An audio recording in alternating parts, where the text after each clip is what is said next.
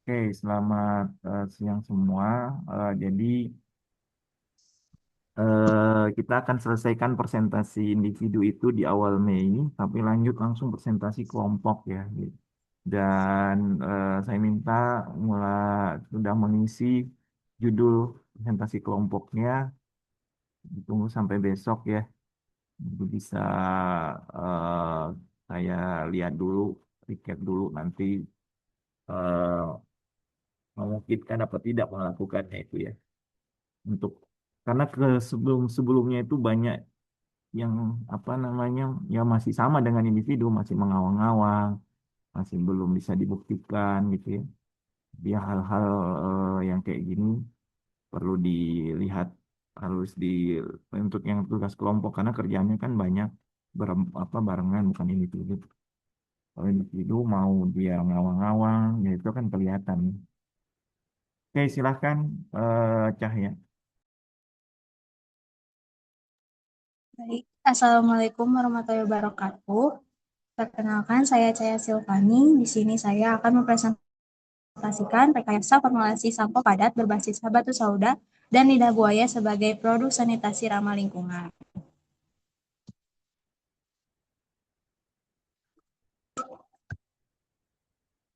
Kemudian ada pun latar belakang. Yang pertama adalah karena dominasi limbah plastik, botol, dan saset sampo cair yang mencemari ekosistem perairan. Kemudian pemborosan ruang penyimpanan serta peningkatan massa produk yang berdampak pada tingginya energi distribusi dan emisi karbon dalam proses logistik.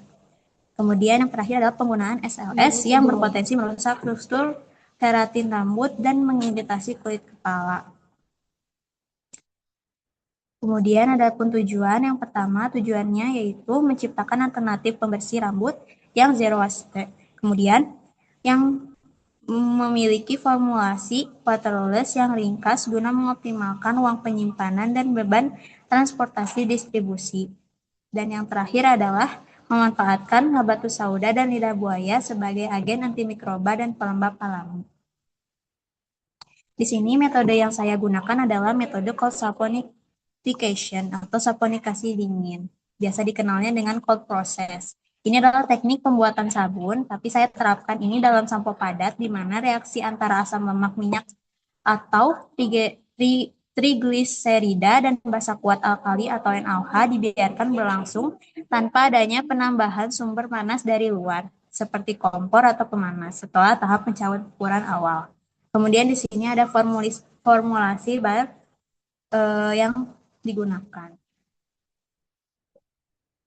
Panduan untuk membuatnya, yang pertama itu eh, kita siapkan kristal NaOH dicampurkan ke dalam jus lidah buaya yang dingin.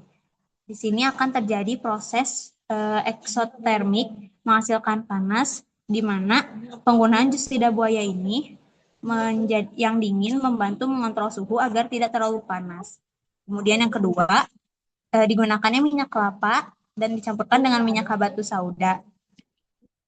Setelah itu, pemantauan suhu antara campuran yang antara NaOH sama lidah buaya dengan campuran minyak tadi, dan kedua suhu ini harus sama agar eh, tidak nutrisi keduanya tidak tersebar, kemudian agar tersebar secara seimbang. Kemudian yang keempat ini dicampurkan dengan eh, emulsi di dengan menggunakan stick blender.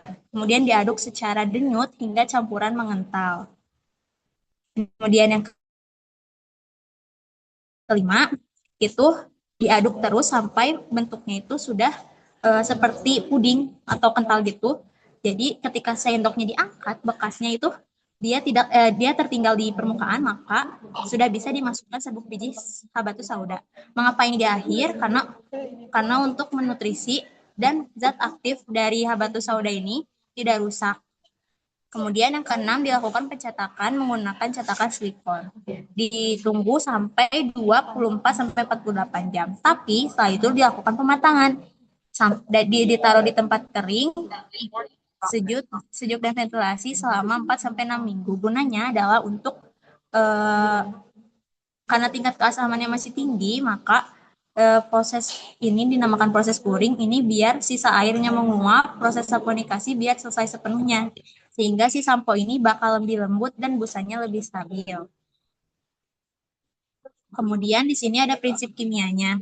Prinsip kimia di sini yang pertama adalah digunakannya hidrolisis ester, yaitu dari sabunnya, pembuatan si sabunnya, yaitu trigliserida ditambah 3 NaOH menjadi gliserol tambah 3R COO min Na+. Di sini gliserol gliserol ini sangat penting karena dia itu berguna untuk sampo ini karena biar si rambut yang kita pakai dari sampo ini biar nggak kerasa ketarik sehingga berbeda dengan sabun komersial yang biasanya dipakai. Terus ada termodinamika yaitu yang tadi pada proses yang pertama itu ada reaksi eksotermik karena itu kita memerlukan tanpa perlu kompor. Jadi biar si habatus saudanya juga itu khasiatnya nggak hilang. Terus ada kimia antarmuka di sini adalah biar saat keramas ini tuh bagiannya biar mengikat minyak atau sebum di kepala lalu membentuk bola-bola kecil yang disebut misel. Karena di bagian luar misel kepala yang suka air, maka saat dibilas minyak yang terperangkap dalam bola itu bisa hanyut dalam air. Terus yang keempat ada rekayasa stoikiometri dan pH. Yang ini yang tadi dilakukan di tahap terakhir yaitu sengaja sengaja buat ditunggu selama 4 sampai 6 minggu biar pH-nya menurun hingga angka 8 sampai 9 yang merupakan rentang aman untuk kulit kepala manusia agar tidak iritasi. Nah, output yang diharapkan yang pertama adalah produk fisiknya. Sampo yang padat ini nantinya diharapkan bisa menjadi 80 gram yang padat, terus travel friendly. Terus keunggulannya yaitu kayak gliserin alami, bersifat biodegradable, dan bebas pengawet paraben. Dampaknya mungkin dapat mereduksi limbah plastik di Indonesia. Keterbatasannya yaitu tadi karena siklus produksinya lambat, membutuhkan waktu 4 sampai 6 minggu untuk pematangan, terus kerentanan kandungan gliserin alami membuat sabun itu mudah menyerap air dan cepat lembek. Terus yang ini juga potensi purging karena setiap kita menggunakan skincare ataupun bahan yang baru itu saat penggunanya beralih ke sampo yang sintetik ini bakalan terasa kaku. Nah, sarannya yaitu mungkin kuantifikasi retensi timokin ini adalah yang zat yang ada terdapat pada habatus sauda itu sendiri. Terus penguatan struktur, penambahan stearic acid nabati agar kristal sabun lebih keras. Kemudian kemasan yang digunakan mungkin bisa digunakan karton craft, daur ulang dengan soy ink. Terus aksesorinya bisa pakai tatakan kayu dan kaleng aluminium. Begitu, Pak. Itu eliminasi itu apa ya? Oke. Eh, ada pertanyaan? Baik, terima kasih Cahya. Ada pertanyaan?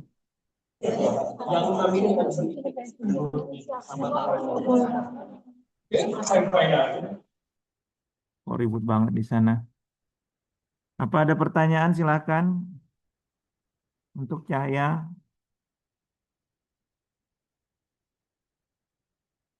Tidak ada.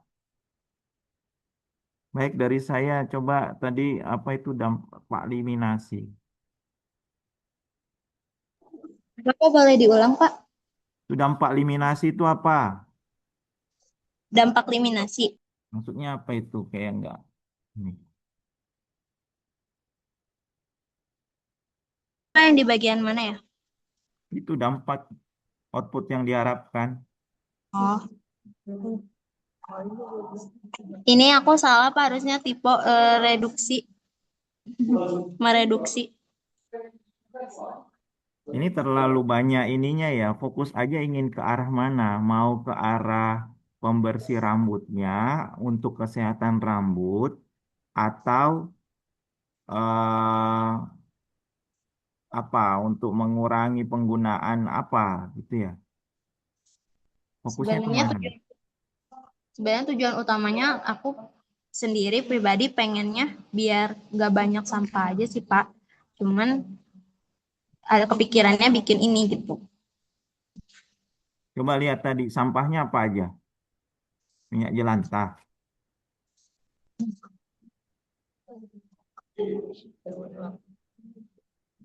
Ini Pak, jadi kalau sampah, kan biasanya kita pakai sampo yang kayak saset sama yang ada botolnya. Nah, di itu tuh banyak sekarang sampah yang kayak gitu, makanya memilih pakai ini tuh biar bisa eh, setidaknya secara kemasannya juga bisa lebih biodegradable.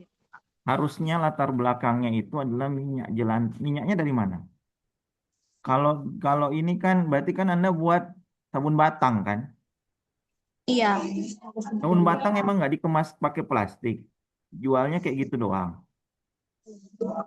iya makanya disaraninnya di itu output yang di bagian kekurangan Pak. Saya nyantumin pengemasannya. Iya, maksudnya latar belakang dari cair ke batang padat itu untuk mengurangi limbah plastik atau sama aja padat juga butuh plastik kan ya? Berarti yang ini saya fokusnya buat ke si samponya aja berarti Pak.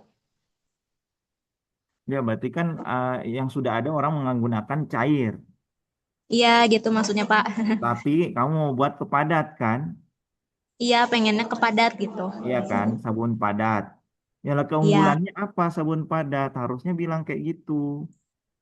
Kalau misalnya eh, plastiknya mungkin kalau penggunaan sabun padat lebih berkurang kayak gitu loh. Kalau Ya dompet pas.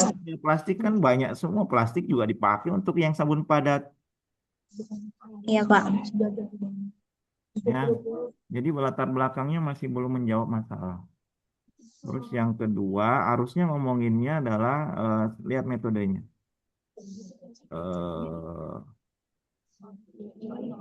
Eh, ini kan mau pakainya metodenya adalah saponifikasi dingin. Iya Pak. Ya. Nah, kenapa nggak ambil dari minyak limbah minyak jelantah aja? Bisa kan nggak harus pakai minyak kelapa? Karena minyak kelapa tuh bisa menghasilkan busa yang melimpah Pak. Setahu saya. Makanya nggak belum kepikiran minyak jelantah juga bisa.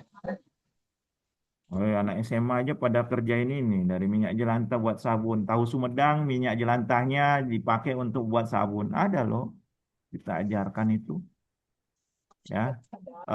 Makanya kalau datang kuliah itu ya dikasih tahu bahwa minyak itu tidak harus minyak-minyak dari yang ini. Tapi kan kamu pinginnya dari komposisi yang ada dari cair mau jadi padat kan? Iya Pak. Ya, berarti ngomonginnya adalah kelebihan dari sabun padat, latar belakangnya. Terus yang kedua menggunakan metodenya, metode apa saponification itu apa keunggulannya? Ternyata untuk bisa menjadi padat ya. Iya Pak, sama biar eh, menjaga yang kandungan di dalamnya juga Pak. Biar jaga habatus saudanya nggak pecah. Nah, itu juga dengan ada penambahan zat batu sauda, kestabilannya di dalam sampo jenis padat apa lebih memungkinkan daripada cair, gitu loh. Iya Pak. Jadi Jadi saya betulin lagi PPT-nya. mana-mana ini jadinya. Tolong nanti slide-nya diperbaiki. Oke, sekarang masuk ke call start notification. Antara call start notification ini artinya apa? Suhunya ini dijaga. Iya Pak. Coba Mm-mm. lihat. Suhu, Ini benar suhu. call saponification itu di bawah suhunya di bawah 50. Kan kamu jaga di metodenya tadi 30 sampai 40 kan. Iya Pak. Segitu pakai antara suhu ruang. Di suhu ruang mah 25. Jadi 30 sampai 40 aja Pak rentangnya. Nah, itu kan Dari dipanasin berarti, bukan dingin dong. Itu coba cek nama metodenya ya. Atau aja metode saponification tanpa pemanasan, udah cukup. Baik, Pak. Kalau cuman saponifikasi dingin berarti ditaruh es atau Ah, suhunya di bawah suhu ruang. Ini arti dingin itu hati-hati ya. iya, Pak. Nah, next. Ini juga harusnya dikasih referensi ya. Prinsipnya, prinsip sains coba. Lahir. Ini berapa trigliseridanya? Kalau dibilang modifikasi stoikiometri, modifikasi apanya?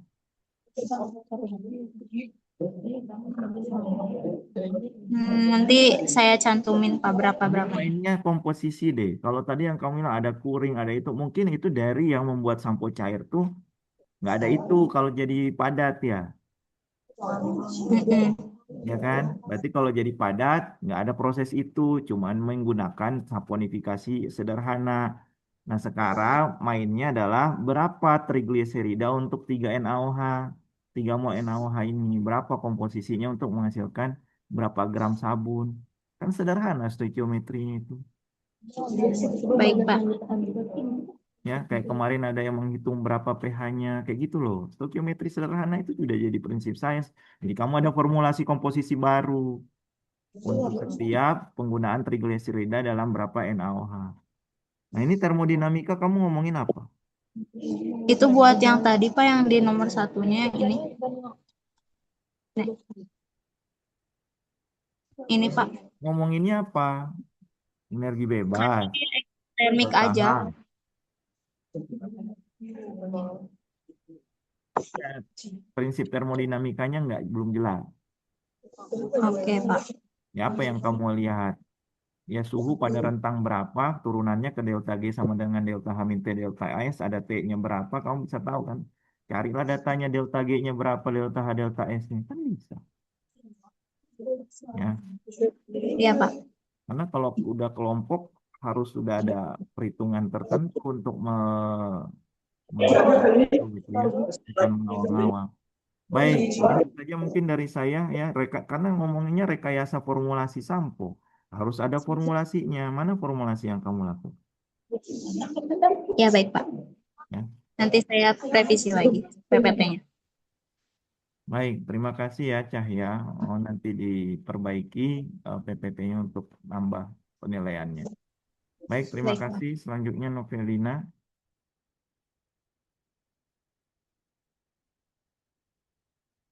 Nggak?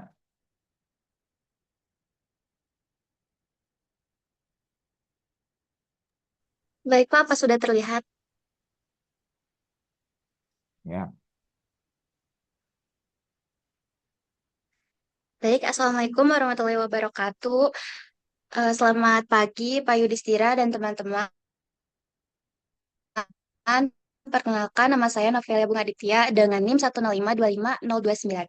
Hari ini saya akan mempresentasikan mengenai rekayasa film indikator pH berbasis antosianin kol ungu untuk deteksi dini kerusakan susu. Untuk latar belakangnya, susu merupakan produk pangan bergizi tinggi yang mudah mengalami kerusakan akibat aktivitas mikroorganisme yang memfermentasi laktosa menjadi asam laktat, sehingga menurunkan pH dan kualitas produk. Namun, perubahan tersebut tidak selalu dapat dikenali secara langsung oleh konsumen pada tahap awal, sehingga berpotensi menimbulkan risiko kesehatan dan pemborosan pangan. Antosianin dari kol ungu memiliki sifat sensitif terhadap perubahan pH dengan perubahan warna yang jelas, sehingga berpotensi dimanfaatkan sebagai indikator alami. Dengan menggunakan gelatin sebagai matriks biopolimer dan gliserol sebagai plasticizer, antosianin dapat direkayasa menjadi film indikator yang aplikatif. Untuk tujuannya, yang pertama merekayasa film indikator pH berbasis antosianin dari kol ungu sebagai sistem deteksi dini kerusakan susu melalui perubahan warna. Untuk yang kedua, mengembangkan desain produk film indikator pH antosianin kol ungu dan membandingkan efektivitasnya. Lalu untuk metodenya, yang pertama ada ekstraksi antosianin dari kol ungu. Pertama-tama kol ungu dicuci bersih dan dipotong kecil-kecil. Lalu sampel ditimbang sekitar 50 hingga 100 gram. Kemudian dimasukkan ke dalam wadah tertutup Lalu ditambahkan pelarut etanol 70% yang telah diasamkan. Di sini biasanya bisa menggunakan asam asetat dengan perbandingan bahan dan pelarut kurang lebih 1:5. Campuran dimaserasi selama 24 jam pada suhu ruang. Larutan disaring menggunakan kertas saring untuk memperoleh ekstrak antosianin. Lalu ekstrak disimpan dalam wadah gelap untuk mencegah degradasi oleh cahaya. Selanjutnya pembuatan larutan biopolimer dan di sini menggunakan gelatin. Gelatin ditimbang kurang lebih 5 gram, kemudian dilarutkan dalam 100 ml Aquades. Campuran didiamkan selama kurang lebih 10 hingga 15 menit untuk proses hidrasi. Larutan dipanaskan pada suhu 50 hingga 60 derajat Celcius sambil diaduk hingga gelatin larut sempurna. Selanjutnya ada penambahan plasticizer. Gliserol ditambahkan ke dalam larutan gelatin sebanyak kurang lebih 20 hingga 30% dari berat gelatin. Lalu campuran diaduk hingga homogen untuk menghasilkan larutan film yang fleksibel. Selanjutnya, penambahan ekstrak antosianin. Ekstrak antosianin ditambahkan ke dalam larutan gelatin yang tadi secara bertahap. Campuran diaduk perlahan hingga warna merata. Dan di sini suhu dijaga agar tidak terlalu tinggi untuk mencegah kerusakan dari antosianin. Lalu pembuatan film atau solution casting. Di sini larutan film dituangkan ke dalam cetakan datar, misalnya seperti cawan petri atau loyang kaca, lalu diratakan agar ketebalan filmnya bisa seragam. Lalu dibiarkan pada suhu ruang selama 24 hingga 48 jam hingga kering. Film yang terbentuk dilepaskan secara hati-hati dari cetakan. Lalu setelah itu film indikator yang sudah jadi diuji sensitivitas pH-nya. Dipotong kecil-kecil lalu dicelupkan ke dalam larutan buffer dengan pH berbeda-beda yaitu dari 3 hingga pH ke-7. Namun di sini karena untuk susu yang akan terlihat itu hanya sekitar pH 5 atau 7, yaitu jika jika susunya segar akan berwarna ungu, yaitu pada pH 6,5. Jika sudah mulai rusak atau asam, itu di pH 5. Lalu jika basi itu akan berwarna pink, merah, kira-kira pH-nya 4,2.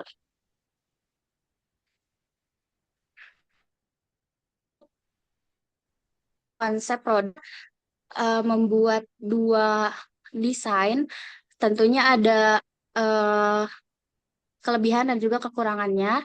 Yang pertama, film indikator dirancang menjadi seperti stiker yang dapat ditempel pada tutup botol susu. Jadi ditempel di dalam tutup botol susunya. Nah, desain ini dapat menjadi real-time monitoring pH susu sejak awal dibeli hingga masa penyimpanan tertentu dengan mengandalkan headspace,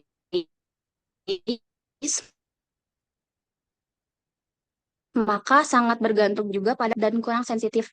Jadi untuk stiker ini dia lebih dia lebih efektif untuk susu yang bersuhu dingin karena di dalamnya akan mengembun sehingga mempermudah pH-nya mempermudah indikator pH-nya untuk mendeteksi. Selanjutnya, film indikator dirancang sebentar, Pak. Selanjutnya, film indikator dirancang menjadi seperti kertas tipis yang dapat diteteskan susu untuk deteksi pH-nya.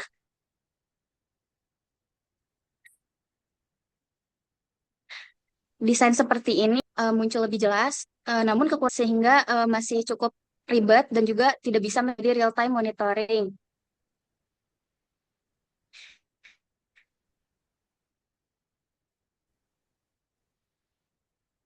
Selanjutnya, prinsip sains. Antosianin berubah struktur tergantung jumlah H+.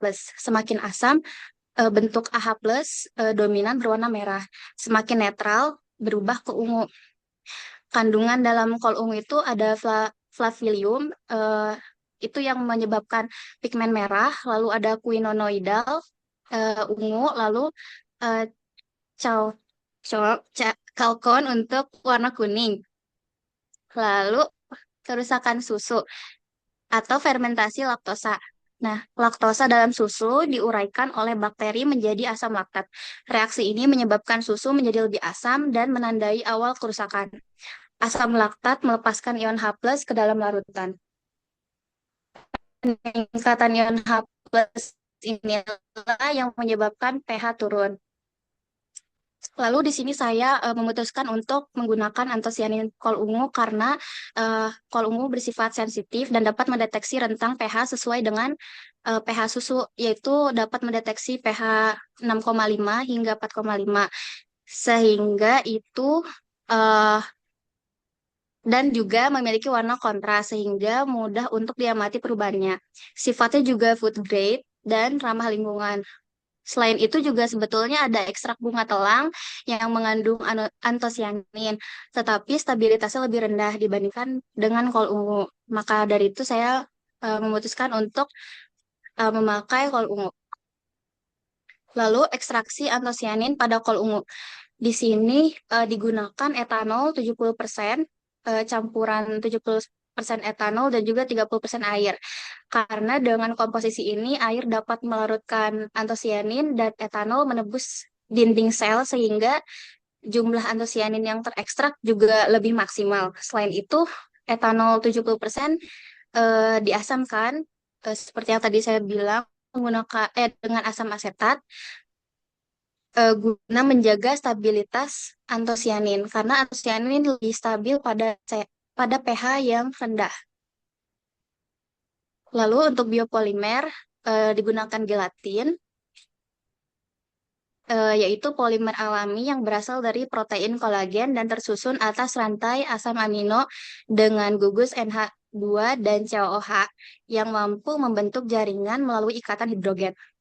Lalu gelatin ini berperan sebagai matriks biopolimer yang membentuk struktur film sekaligus media untuk mendispersikan antosianin secara merata. Sifat gelatin yang hidrofilik memungkinkan penyerapan air dan difusi ion H+ ke dalam film sehingga antosianin dapat bereaksi terhadap perubahan pH dan menghasilkan perubahan warna. Penambahan gelatin untuk meningkatkan fleksibilitas dengan mengurangi gaya tarik antar rantai polimer melalui interaksi ikatan hidrogen, sehingga film yang dihasilkan menjadi lebih elastis dan tidak mudah retak atau robek. Lalu untuk output yang diharapkan, dihasilkannya film indikator pH berbasis antosianin dari kol ungu. Dalam matriks biopolimer, gelatin yang mampu mendeteksi dini kerusakan pada susu melalui perubahan warna. Selain itu, diharapkan juga film indikator pH dapat dikembangkan sebagai prototipe komponen kemasan cerdas atau smart packaging berbasis bahan alami yang sederhana dan ramah lingkungan. Karena sebelumnya yang sudah saya sampaikan bahwa jika ingin diubah menjadi stiker itu masih rendah sensitivitasnya. Jadi diharapkan nanti bisa dikembangkan lagi dan bisa menjadi awal untuk adanya smart packaging dari kemasan susu. Karena di sini kan yang saya sampaikan itu desain produknya seperti harus dibeli secara terpisah dari susunya. Maka dari itu untuk kedepannya semoga dapat menjadi pengembangan atau inovasi bagi kemasan susu. Lalu untuk kekurangannya, stabilitas antosianin yang rendah terhadap cahaya dan suhu, akurasi yang masih bersifat visual dan subjektif, serta sensitivitas yang lebih rendah pada sistem non-kontak, yaitu sistem yang tadi stiker. Lalu ini untuk referensinya. Sekian, terima kasih atas perhatiannya. Apakah ada yang ingin bertanya? Nggak ada yang bertanya, silakan.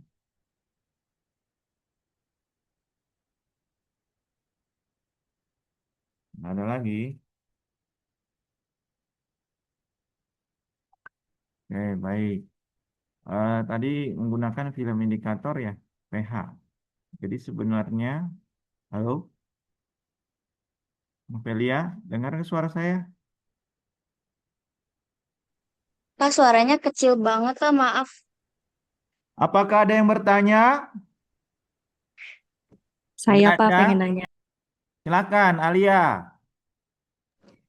Eh, Terima kasih atas kesempatannya. Saya izin bertanya. Dari segi aspek praktis, penggunaan indikator ini eh, sejauh mana bisa memberikan akurasi yang lebih baik daripada indera manusia? Karena umumnya konsumen kan buat nguji kerusakan susu itu kan dengan cara dicicipi. Jadi lebih efektif yang mana dan akurasinya lebih baik yang mana gitu. Terima kasih Pak. Ya, silakan. Silakan. Baik, Pak. Sebetulnya yang tadi sudah saya jelaskan juga, desain yang saya desain yang saya sampaikan itu kan masih sebetulnya kurang efektif karena harus dibeli secara terpisah dari susunya.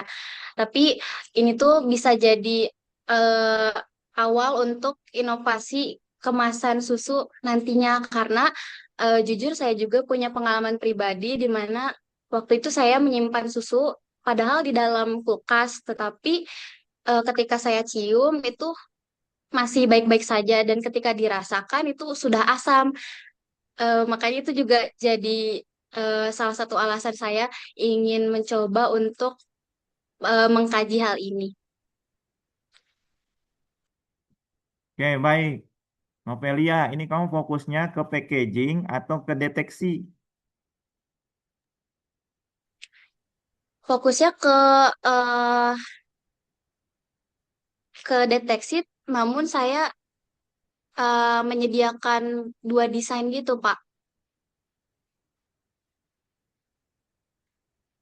Ya, kalau packagingnya apa? Untuk apa sih ditambahin? Jadi susunya rasa bawang, kol, bo, rasa kol. Untuk apa ada packaging dengan kol?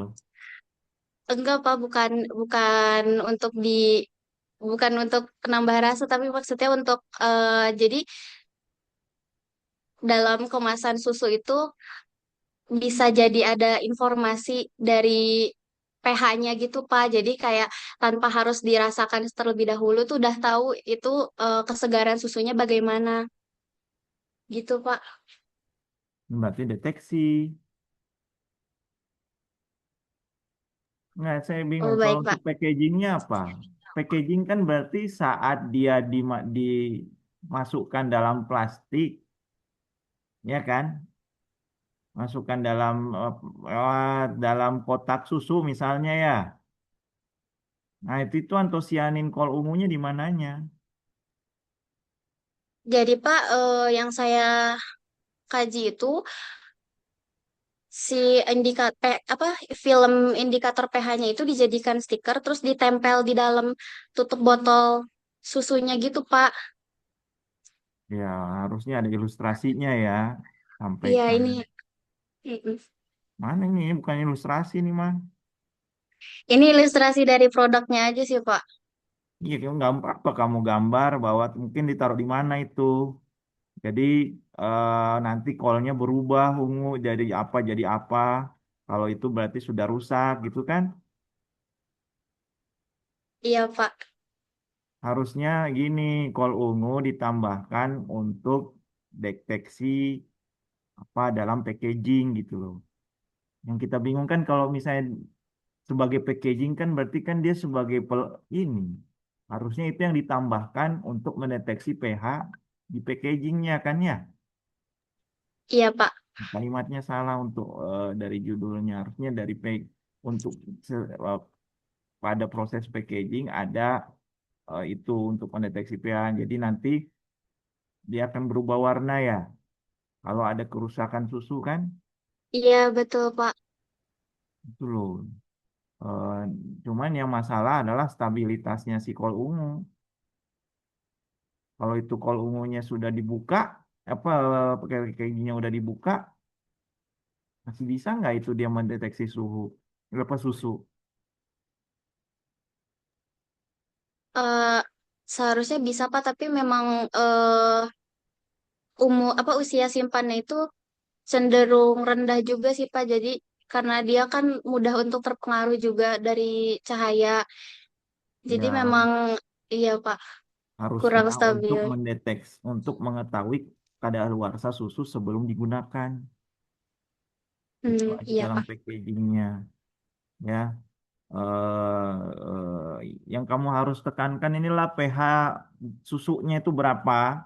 Kalau ungu itu kan indikator, indikator pada pH berapa rentangnya. Paham Jadi ya? Pak kalau untuk susu sendiri itu segar itu pada pH 6,5 dan kalau di indikatornya itu akan berwarna ungu. Terus kalau misalnya udah mulai asam itu pH-nya sekitar 5 dan indikatornya akan berubah jadi pink.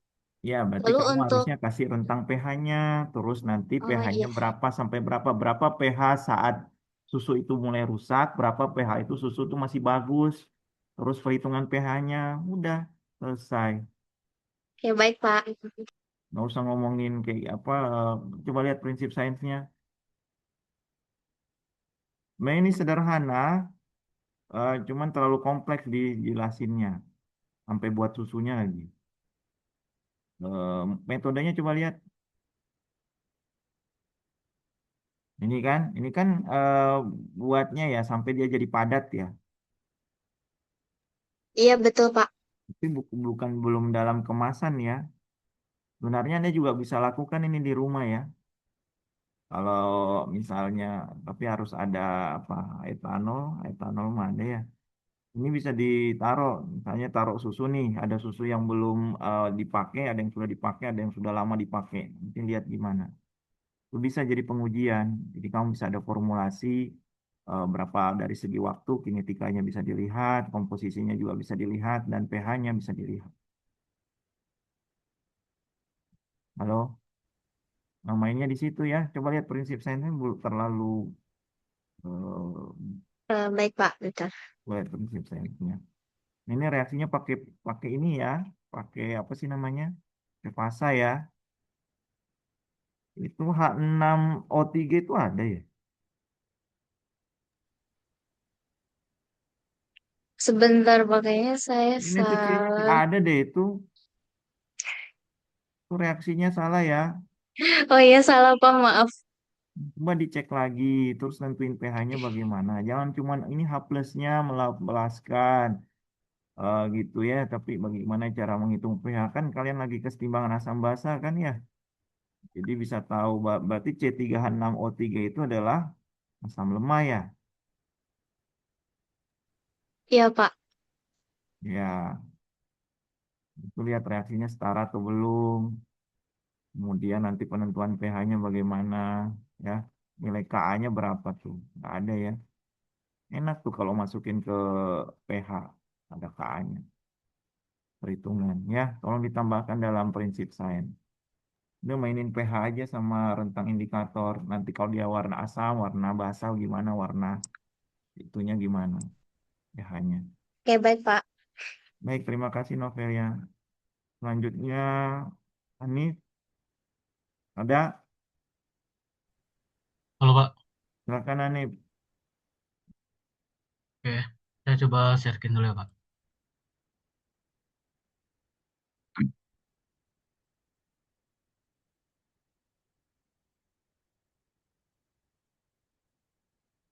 Oke, sekarang apakah terlihat jelas Pak? Ya, silakan. Oke, sebelumnya selamat pagi teman-teman semua dan Pak Yudhistira. Eh, Sudah perkenalkan nama saya Muhammad Hanif dengan NIM 105225083.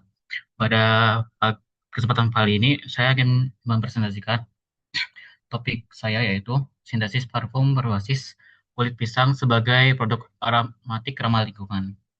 Oke, selanjutnya untuk pendahuluan. Kulit pisang merupakan limbah organik yang jumlahnya terus meningkat seiring tingginya konsumsi pisang di masyarakat dan industri pangan. Limbah ini sering dibuang tanpa pengolahan sehingga menyebabkan penumpukan sampah organik yang dapat menimbulkan bau tidak sedap, mempercepat pembusukan serta menghasilkan gas metana dari proses degradasi anaerob yang berkontribusi terhadap emisi gas rumah kaca. Di sisi lain, kulit pisang mengandung kandungan pektin yang memiliki sifat fungsional sebagai pengental dan pembentuk gel karena mampu meningkatkan viskositas serta membentuk membentuk jaringan polimer dalam formulasi parfum berbasis air. Pektin berpotensi digunakan sebagai matriks pengontrol difusi aroma untuk memperlambat penguapan fragrance oil yang mudah volatil. Yang mana mudah volatil berarti ya mudah menguap. Oke. Selanjutnya untuk tujuan. Pertama, eh, mengetahui pengaruh penambahan pektin terhadap viskositas parfum berbasis air. Lalu menganalisis pengaruh pektin terhadap ketahanan aroma parfum, lalu mengkaji potensi kulit pisang sebagai sumber pektin untuk bahan fungsional dalam parfum ramah lingkungan. Selanjutnya untuk komposisi, eh sebelumnya perlu dinote terlebih dahulu bahwa parfum yang digunakan adalah parfum water based. Jadi ya airnya akan lebih tinggi komposisinya gitu. Jadi berikut bahan-bahannya. Itu ada aquades, etanol, fragrance oil, olea sorbat 20 atau 80, terserah pakai mana. Tergantung fragrance oilnya seperti apa, entah itu mau yang kuat aromanya atau yang mau yang light aromanya gitu. Terus kulit pisang, lalu ada asam sitrat 1%, lalu pektin yang telah dihasilkan dari kulit pisang tersebut. Selanjutnya untuk metode, jadi pertama kulit pisang tersebut dicuci lalu dikeringkan. Lalu kulit pisang akan di blender hingga menjadi serbuk. Lalu serbuk dimasukkan ke dalam 200 ml aquades yang sudah ditambahkan dengan asam sitrat 1%. Setelah itu akan dipanaskan uh, pada suhu 80 sampai 90 derajat Celcius selama 1 jam. Nah, setelah pemanasan tersebut akan didapatkan pektinnya. Ekstraksi pektin akan selesai. Lalu akan difiltrasi lagi dan hasil filtrat tersebut adalah larutan pektin tersebut. Selanjutnya kita akan presipitasi pektin tersebut agar si pektin tersebut mengendap dengan cara menambahkan etanol. Lalu akan difiltrasi lagi dengan penyaringan, ya, saring gitu. Lalu selanjutnya akan diformulasikan parfumnya. Oke. Jadi prinsip sains yang ada eh, pertama itu ada emulsifikasi. Jadi poliasobat itu digunakan untuk menurunkan tegangan permukaan antara minyak dan air yang mana akan membentuk sistem stabil minyak dalam air. Nah, selanjutnya presipitasi ya pektin tersebut mengendap ketika ditambahkan etanol.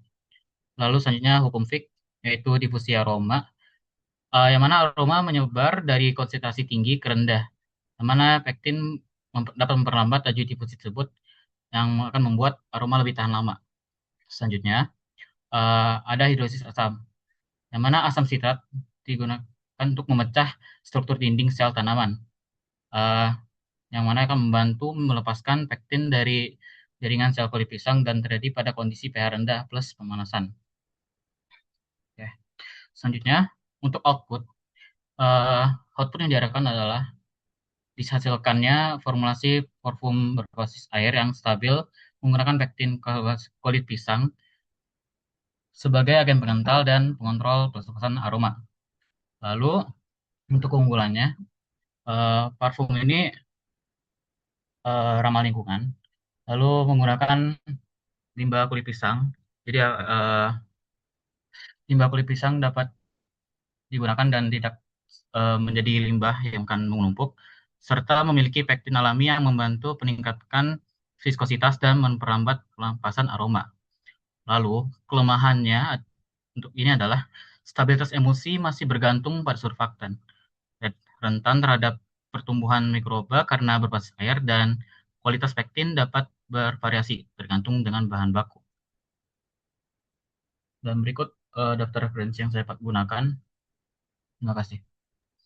Apakah ada pertanyaan? Baik, ada pertanyaan? Satu. Oke, tidak ada. Dari saya ada dua ya. Ini pektin ini strukturnya apa sih? Gula kan ya? Iya, Pak. Kenapa kamu kurangi pektinnya? Apa, Pak? Kenapa pektin ini berpengaruh? Karena kalau dilihat tujuannya nggak ada ngomongin pektin, mengalami pengaruh pektin terhadap ketahanan aroma parfum. Kenapa dia bisa mempengaruhi aroma parfum? Oh, jadi gini, Pak. Eh, Pektin itu kan berfungsi sebagai pengental kan. Jadi karena ini tuh jadi makin kental, jadi kan ya emang seperti yang tadi, jadi makin tahan lama. Namun eh, jadi apa fragrance oil tersebut akan makin makin kurang volatil. Jadi akan kurang menguap itu eh, aromanya. Nah, jadi sih itu minusnya sih, Pak. Oke. Kenapa dilakukan 2 kali filtrasi setelah ada pektin? Itu belum jelas metodenya ya. Oh, eh, untuk filtrasi ini pertama tuh eh kayak dia kalau misal yang untuk filtrasi kedua itu agar didapatkan si endapannya gitu, Pak. Kan karena seperti yang di komposisi sebelumnya saya menggunakan dalam bentuk gram, jadi kayak bukan dalam bentuk larutan gitu. Saya sih bisa aja langsung dalam larutan. Cuman biar dapat yang lebih murni itu difiltrasi lagi gitu, Pak. Itu mililiter L-nya besar ya, bukan Eh, L-nya kecil. Itu semua komposisi oh, yang kamu lakukan sudah ada perhitungannya ya. Dapat dari mana itu hmm, komposisi itu? belum sih Pak, belum saya perhitungan, tapi kayak dari yang saya coba cari-cari dan coba saya teliti, kurang lebih segini sih Pak. Dan Tapi apa belum yang tentu, orang sudah lakukan nggak dengan komposisi ini? Tidak ya? belum ada sih Pak. Tapi sebelumnya untuk ekstraksi itu, sebelumnya diekstraksi dengan kulit pisang itu 20 gram gitu Pak. Cuma dari yang saya lihat ini kan dalam bentuk skala kecil ya. Jadi kayak anggap apa ya, kalau yang 20 gram itu untuk skala kecil. Jadi kalau misalnya untuk yang 150 gram ini saya jujur aja saya ini cukup agak random sih angkanya Pak. Ya, jangan Cuman random kurang lah. lebih sama aja. Ada referensinya, kenapa 9 mili, kenapa 4 mili.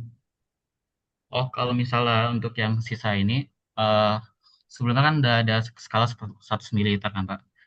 Nah, sebenarnya itu eh untuk formasi parfumnya itu India akan digunakan itu Aquades yang mana itu 63 mili, terus etanol 15 mili dan fragrance oil 9 mili, terus oleh sobat 4 mili dan si pektin itu ya segini 0,7 gram gitu.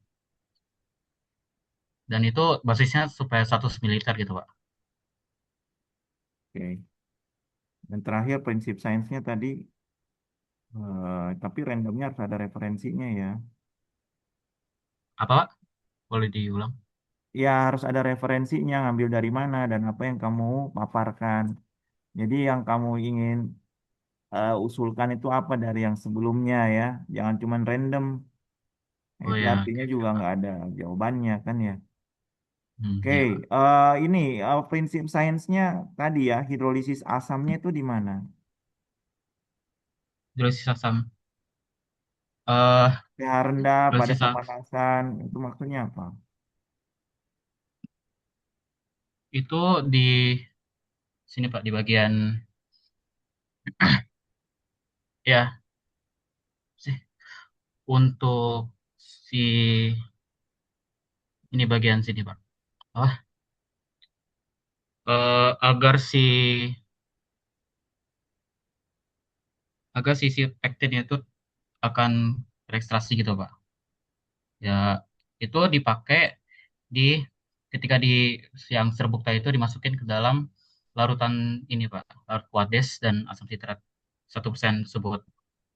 Itu persentasenya ya, berat per volume, berat per berat. Kasih Ya, reaksinya ya, biar enak gitu ya. Mana pektinnya, mana asam hidrolisis asamnya. iya Pak, Ya, di bagian mana di pektin itu mengalami hidrolisis asam. Asamnya asam lemak kan, asam sitrat tuh. iya Pak, Ya, itu lebih bagus daripada cuman poin-poinnya doang. Tapi ada proses yang kamu bisa jelaskan. Sama diffusi fix. Tadi diffusi fix itu kan berarti ke konsentrasi rendah. Nah, berarti kan ke aromanya kan lebih tahan lamanya itu di pengaruh apa kita pektinnya lebih banyak atau pektinnya lebih sedikit untuk mempertahankan aromanya lebih lama.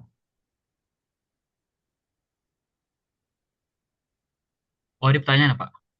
Ya, Oh, eh untuk ini tuh eh pektin tersebut emang bagusnya banyak. Cuman kalau misal minusnya kalau misalnya pektinnya itu banyak, aromanya itu akan kurang. Dalam konteks kurang tuh bukan berarti kayak kurang tahan lama, tapi kayak lebih kayak kurang kuat aromanya gitu, Pak.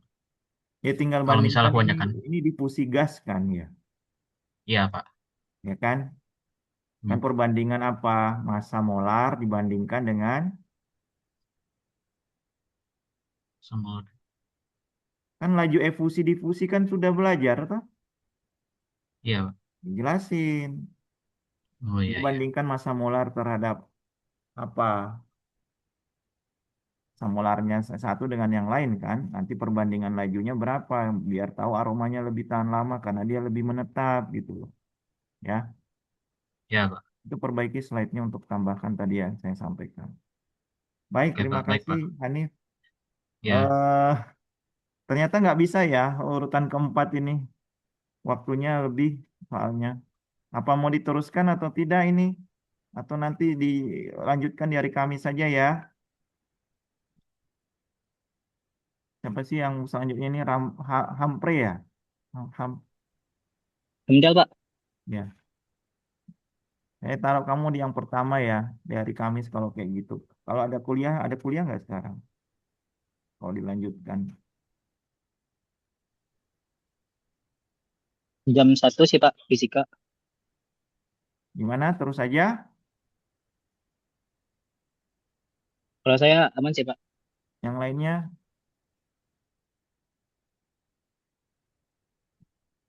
Boleh Oke, Pak, lanjut. lanjut aja. Oke, silakan Hampre. Eh, Hamdal, Pak. Ya, Bukan Hamdel. Hamdal, Pak. Ya, silakan Oh, Hamdel. Nah, sebentar ya, Pak. ya untuk khusus ya untuk sesi ini ya karena tadi ada kesalahan double gitu ya. Udah lah. Nanti selanjutnya hanya tiga aja. Silakan. Apakah sudah terlihat, Pak? Udah, silakan. Oke. Eh, Selamat siang semuanya. Perkenalkan, nama saya Hamdal Alvarez dengan NIM 105255079. Nah, kali ini saya akan mempresentasikan rekayasa desain saya itu adalah rekayasa indikator kesegaran pangan berbasis antosianin kolungu sebagai smart packaging sederhana. Nah, pertama ada latar belakangnya, yaitu adalah kesegaran pangan. Kesegaran pangan itu sendiri merupakan faktor penting dalam keamanan dan kualitas makanan. Kerutakan pangan umumnya ditandai oleh perubahan kimia seperti peningkatan pH akibat pembentukan senyawa basa, misalnya amonia dan amino volatil dari proses dekomposisi protein. Dan itu biasanya pada makanan yang basah seperti sayur-sayuran dan daging-daging buah.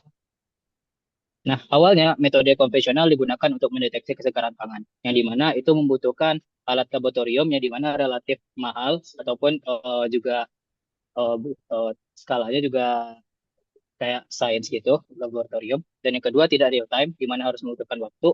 Dan ketiga kurang praktis untuk konsumen yang ingin membelinya secara langsung. Nah, oleh karena itu adanya smart packaging, yaitu kemasan yang mampu mendeteksi perubahan kualitas pangan dan memberikan indikator visual yang memperlihatkan informasi terkait kesegaran pangan dan dapat memberikan informasi tanpa harus membuka wadahnya terlebih dahulu. Nah, isunya, maaf yang di atas. Jadi eh, bahan yang saya gunakan untuk membuat indikator itu adalah kol ungu, yang dimana kandidat material alternatif yang ideal karena kaya akan senyawa bioaktif antosianin. Nah, pigmen alaminya ini dapat dia memiliki sensitivitas yang tinggi terhadap perubahan derajat keasaman di pH, sehingga mampu merespon pelepasan senyawa amino volatil yang bersifat basa saat pangan mulai membusuk melalui presisi warna visual yang kontras. Nah, manfaatan ekstrak ungu ini tidak hanya menjamin indikator yang aman, food grade, dan ekonomis, tapi juga dapat secara langsung mendukung pengembangan teknologi kemasan biodegradable yang sederhana berkelanjutan dan mudah diinterpretasikan oleh masyarakat luas tanpa memerlukan alat uji tambahan. Nah, tujuannya ada tiga. Yang pertama adalah memformulasikan sensor pH yang alami dengan memanfaatkan ekstrak antosianin dari kol ungu yang memiliki tingkat sensitivitas tinggi dalam melacak tahapan degradasi atau kebusukan pada produk pangan. Yang kedua, mewujudkan desain smart packaging yang praktis dengan mengandalkan transisi warna sebagai sinyal visual, sehingga evaluasi kelayakan konsumsi makanan dapat dilakukan secara instan tanpa memerlukan alat uji tambahan. Yang ketiga, menghadirkan alternatif inovasi kemasan biodegradable untuk mendukung ekosistem yang lebih hijau, sekaligus berfungsi sebagai langkah preventif dalam meminimalisasi lonjakan limbah makanan atau food waste. Nah, metodologinya yang pertama adalah ekstraksi. Yang sebelum-sebelumnya saya melihat teman saya menggunakan metode maserasi, itu adalah perendaman. Namun saya memakai teknik direbus atau maksudnya dengan pemanasan. Jadi dengan mencincang 5 gram kol ungu dan merebusnya bersama sedikit air hingga mendidih dan mengeluarkan warna ungu yang pekat, lalu menyaring campuran tersebut setelah agak dingin untuk memisahkan ampasnya sehingga dapat didapatkan ekstrak mobilnya. Yang kedua yaitu pembuatan adonan. Setelah ekstrak mendingin, adonan bioplastik dibuat dengan mencampurkan 4 ml air, 7 gram tepung maizena, 7 gram gliserol sebagai pengentur supaya itu lebih elastis, dan 5 ml cuka dapur dalam wadah untuk penstabil ekstraksi supaya biar stabil. Lalu dipanaskan sekitar 50-70 derajat Celcius hingga mengental. Dimasukkan juga 50 ekstrak kol ungu sambil terus diaduk hingga mengental. Yang ketiga, gelatinisasi. Nah, adonan yang dipanaskan akan berubah teksturnya menjadi kental, mendidih perlahan dan berubah wujud menjadi gel lengket yang agak transparan. Segera hentikan pemanasan agar adonan tidak rusak, lalu pindahkan ke wadah untuk diratakan. Nah, yang keempat adalah pencetakannya dan pengeringan. Nah, ekstrak tadi diletakkan ke dalam wadah selagi masih panas dan mudah dibentuk, setipis mungkin di atas wadahnya ataupun pelat kaca yang datar, lalu didiamkan di suhu ruang selama 5 atau 7 hari di suhu ruang sampai lembaran bioplastik benar-benar kering, tidak lengket, tidak saat disentuh dan siap untuk dikelupas. Nah, gel yang sudah kering tadi disiapkan dengan potong semua gel plastik itu dengan lembaran-lembaran kecil sehingga dapat ditempelkan di bagian bawah tutup wadah smart packaging yang berwarna bening sehingga terlihat saat ditutup. Nah, gel bioplastik itu dapat ditempelkan dengan media perekat lem food grade supaya dapat supaya tidak terkontaminasi. Nah, yang keenam, menguji produk. Nah, saat wadah sudah diberikan tutup makanan, maksudnya gel bioplastik tersebut akan diberikan sebagai indikator asam basa saat makanan dibiarkan terlalu lama atau faktor makanan itu sendiri. Warna yang diberikan yaitunya hijau menuju hijau biru saat itu basah dan merah ungu saat itu asam. Nah, prinsip lainnya itu pertama adalah pengaruh asam basa. Warna antosianin sangat dipengaruhi oleh struktur antosianin itu sendiri serta derajat keasaman pH.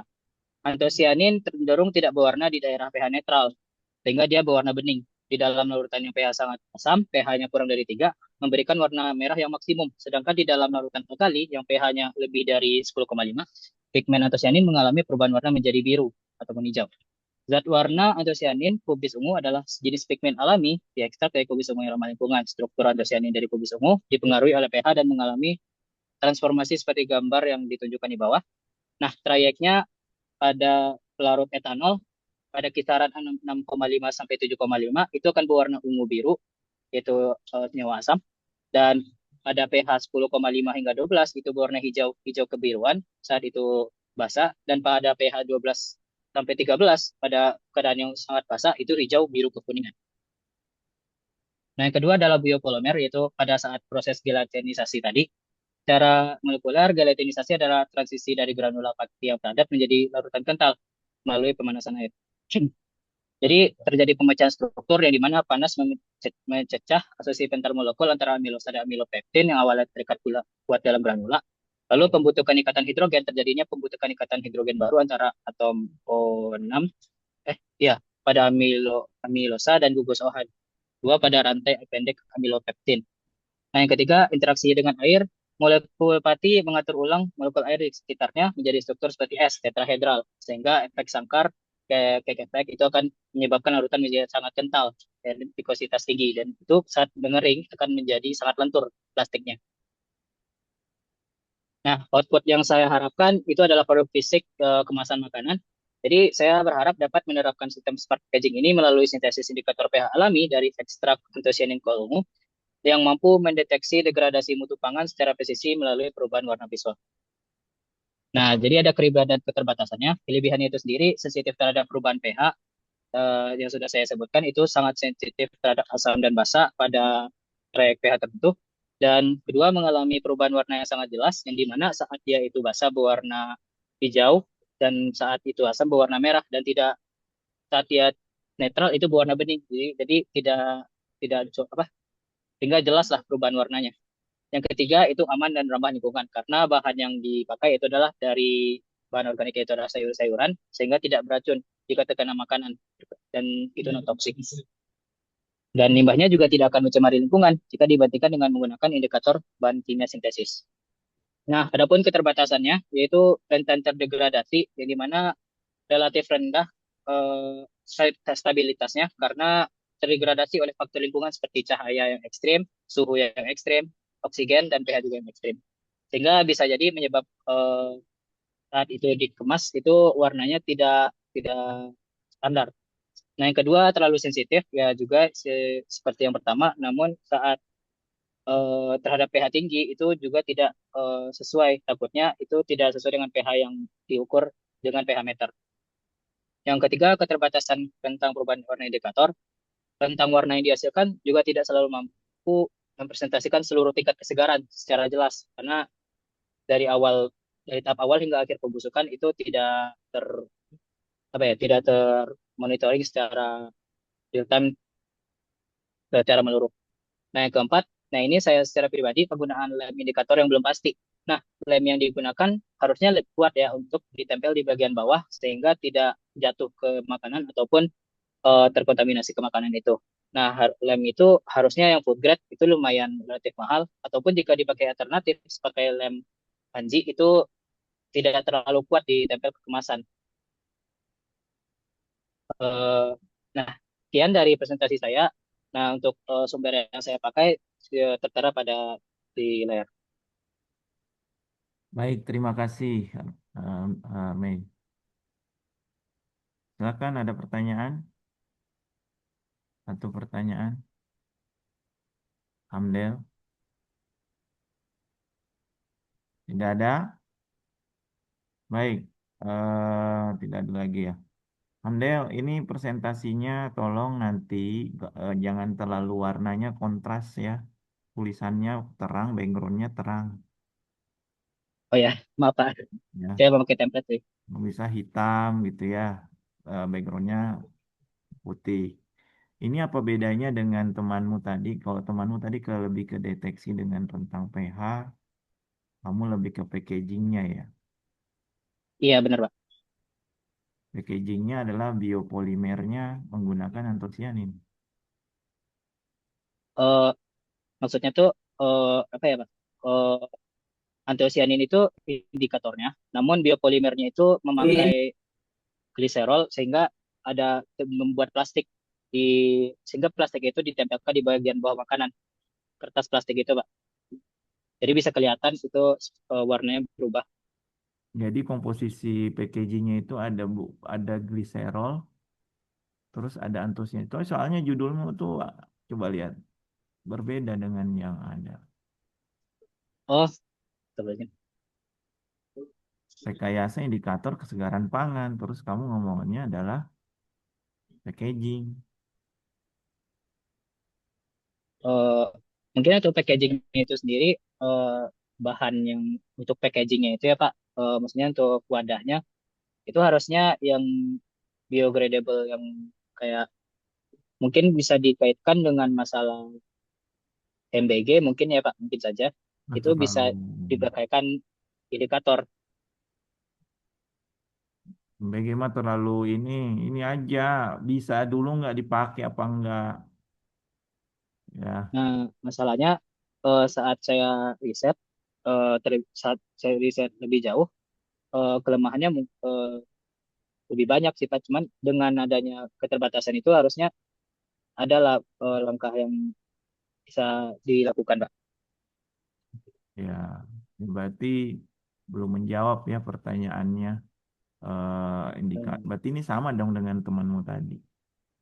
Iya Pak, kurang lebih sama sih Pak. Cuman bedanya tadi harusnya metodenya, tadi kan metodenya satu maserasi, satu adalah pemanasan, gitu loh. Iya Pak. Terus tadi bedanya apalagi dengan temanmu, eh packagingnya juga beda ya, ada penggunaan gliserol. Nah, gliserolnya ditampilin di highlight. Oh iya Pak, buat nyari gambar lumayan ini Pak, nggak mau pakai AI banget Pak. Iya, jadi bukan lagi masalah terkait apa sih namanya indikatornya lagi. Kok tadi temanmu membahas banyak indikator, kamu ngomonginnya eh, packagingnya, biopolimernya itu belum dibahas, Oh iya Pak, maaf Pak. belum dibahas. Baik, ya, terima kasih. Nah, presentasi kalian tadi hari ini banyak sekali bolong-bolongnya, ada beda dari judul, ada beda dari yang disampaikan gitu ya. Jadi mohon nanti untuk yang apa, yang kelompok ya itu perhitungan singkat tapi bisa dibuktikan dan bisa ada fakta yang bisa kita angkat, ini bisa dilakukan dan memang bisa di upgrade gitu ya ke skala yang lebih besar gitu. Bentar idenya turunannya sampai jadi gitu dari formulasinya gitu ya. Jadi mohon slide-nya ini lagi diperbaiki biar apa masukan-masukannya itu Hmm. masuk gitu ya. Jadi nanti tolong dikumpulkan slide yang saat presentasi, slide perbaikan. Itu saja dan untuk teman-teman mohon menulis apa jangan lupa resumenya ya. Itu saja sampai ketemu lagi di hari Kamis kita akan lanjut. Terima kasih semua, jangan lupa absen. Assalamualaikum warahmatullahi wabarakatuh. Selamat siang. Terima kasih banyak Pak. Masih Pak.